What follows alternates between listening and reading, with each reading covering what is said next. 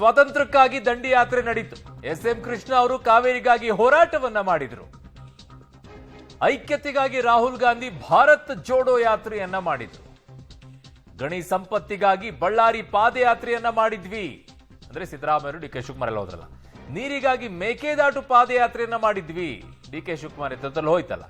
ನಿಮ್ಮ ಪಾದಯಾತ್ರೆ ಯಾವುದಕ್ಕೆ ಮಾಡ್ತಾ ಇದ್ದೀರಾ ಅಂತ ಒಂದು ಟಾಂಗ್ ಕೊಟ್ಟಿದ್ದಾರೆ. ದೋಸ್ತಿಗಳ ಪಾದಯಾತ್ರೆಯ ವಿರುದ್ಧ ಹರಿಹಾಯ್ದು ಟಾಂಗ್ ಕೊಟ್ಟಿದ್ದಾರೆ. ನಾವೆಲ್ಲ ಮಾಡಿದ್ದು ಇದಕ್ಕೋಸ್ಕರ, ನೀವು ಯಾತಕ್ ಮಾಡ್ತಾ ಇದ್ದೀರಪ್ಪ ಅಂತ ಡಿ ಕೆ ಶಿವಕುಮಾರ್ ಅವರು ಕೇಳಿದ್ದಾರೆ.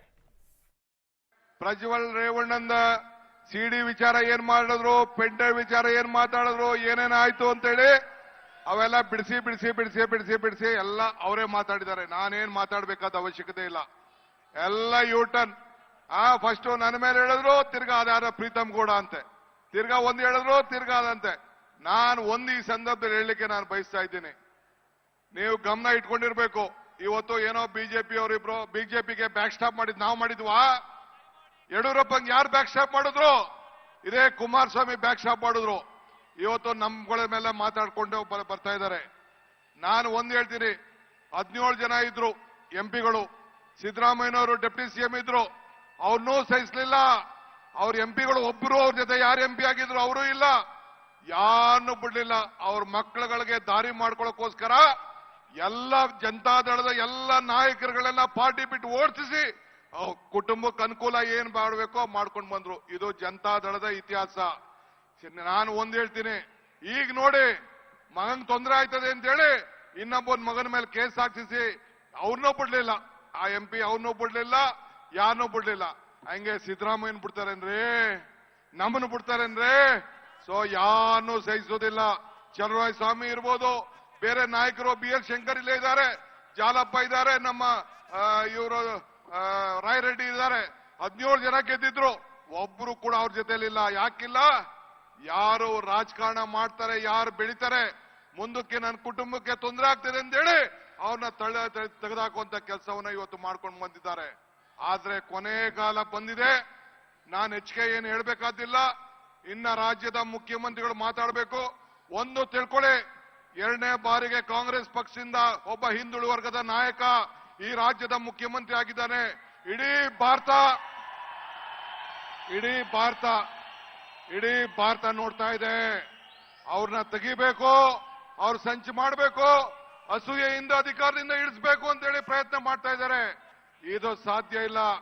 ಭಾರತೀಯ ರಾಷ್ಟ್ರೀಯ ಕಾಂಗ್ರೆಸ್ ಪಕ್ಷ, ಮಲ್ಲಿಕಾರ್ಜುನ್ ಖರ್ಗೆ ಅವರ ನೇತೃತ್ವದ ಪಕ್ಷ, ಸೋನಿಯಾ ಗಾಂಧಿ ಅವರ ನಾಯಕತ್ವ, ರಾಹುಲ್ ಗಾಂಧಿ ಅವರ ನಾಯಕತ್ವ, ನಾವೆಲ್ಲ ಸೇರಿ ಅವರ ಬೆನ್ನಿಗೆ ಇದ್ದೇವೆ. ನೀವೇನು ಮಾಡ್ಲಿಕ್ಕೆ ಸಾಧ್ಯ ಇಲ್ಲ. ನೀವು ಕೂಡ ನಮ್ಮ ಜೊತೆ ಇದ್ದೀರಿ ಅನ್ನೋ ಮಾತನ್ನ ಹೇಳಿ ತಮ್ಮೆಲ್ಲರಿಗೂ ವಂದಿಸಿ, ಮುಖ್ಯಮಂತ್ರಿಗಳು ಪರಮೇಶ್ವರ್ ಇನ್ನ ಮಾತಾಡೋರಿದ್ದಾರೆ. ಒಂದು ಸಂದೇಶ ನಿಮಗೆ, ಇತಿಹಾಸ ಇದೆ. ಮತ್ತೆ ಈ ರಾಜ್ಯದಲ್ಲಿ ಕಾಂಗ್ರೆಸ್ ಸರ್ಕಾರ ತರುವಂತ ಕೆಲಸವನ್ನು ನಾವು ಮಾಡ್ತೇವೆ. ನುಡಿದಂತೆ ನಡೆದಿದ್ದೇವೆ. 5 ಗ್ಯಾರಂಟಿಗಳನ್ನ ಕೊಟ್ಟಿದ್ದೇವೆ.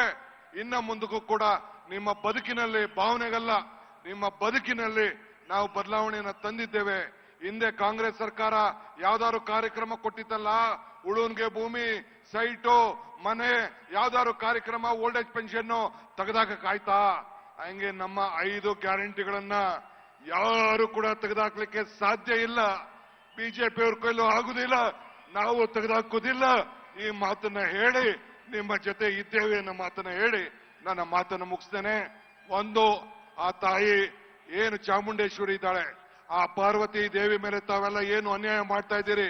ಒಬ್ಬ ಮುಖ್ಯಮಂತ್ರಿಗಳ ಹೆಂಡತಿ ಯಾವತ್ತಾರು ಮನೆಯಿಂದ ಈಚೆ ಬಂದಿದೆ ಅಂದ್ರೆ ದೇವಸ್ಥಾನಕ್ಕೆ ಹೋದ್ರು ಕ್ಯೂ ಅಲ್ಲಿ ನಿಂತ್ಕೊಂಡು ಆ ಹೆಣ್ಮಗಳು ದರ್ಶನವನ್ನ ಮಾಡ್ಕೊಂಡು ಬಂದಂತ ಒಬ್ಬ ಹೆಣ್ಮಗಳು. ನಮ್ಮನೆ ಹೆಣ್ಮಕ್ಳಾದ್ರೂ ಕೂಡ ಇವತ್ತು ಬಂದು ನಮ್ಮ ಜೊತೆ ಪ್ರವಾಸ ಮಾಡ್ತಾರೆ. ಮುಖ್ಯಮಂತ್ರಿ ಆದಾಗೂ ಕೂಡ ಒಂದಿನ ಬಂದು ಈಚೆ ಬರಲಿಲ್ಲ. ಅಂತ ಹೆಣ್ಣುಮಗಳ ಬಗ್ಗೆ ತಾವು ಈ ರೀತಿ ಅಧಿಕಾರವನ್ನ ದುರುಪಯೋಗ ಮಾಡಿಕೊಂಡ್ರು ಅಂತ ಹೇಳಿ ಏನು ಕಳಂಕ ಮಾಡಲಿಕ್ಕೆ ಪ್ರಯತ್ನ ಮಾಡ್ತಾ ಇದ್ದೀರಿ. ಇದು ಸಾಧ್ಯ ಇಲ್ಲ. ಆ ತಾಯಿ ಚಾಮುಂಡಿ ಕ್ಷಮಿಸುವುದಿಲ್ಲ. ಮುಖ್ಯಮಂತ್ರಿಗಳು ಕ್ಷಮಿಸಬಹುದು, ಧರ್ಮಪತ್ನಿ ಕ್ಷಮಿಸಬಹುದು, ಆ ತಾಯಿ ಚಾಮುಂಡಿ ನಿಮ್ಮನ್ನು ಯಾರು ಕೂಡ ಕ್ಷಮಿಸುವುದಿಲ್ಲ ಅನ್ನೋ ಮಾತನ್ನ ಹೇಳಿ ನನ್ನ ಮಾತನ್ನು ಮುಗಿಸ್ತೇನೆ. ಜೈ ಹಿಂದ್, ಜೈ ಕರ್ನಾಟಕ. ಸೊ ರೋಷ ಇದೆ, ಆಕ್ರೋಶ ಇದೆ, ಭಾವನಾತ್ಮಕವಾಗಿರುವಂತ ವಿಚಾರ ಇದೆ. ಎಲ್ಲವನ್ನ ಒಳಗೆ ಸೇರಿಸಿ ಒಂದು ಟಾಂಗ್ ಕೊಡುವಂತ ವಿಚಾರವೂ ಕೂಡ ಇದೆ.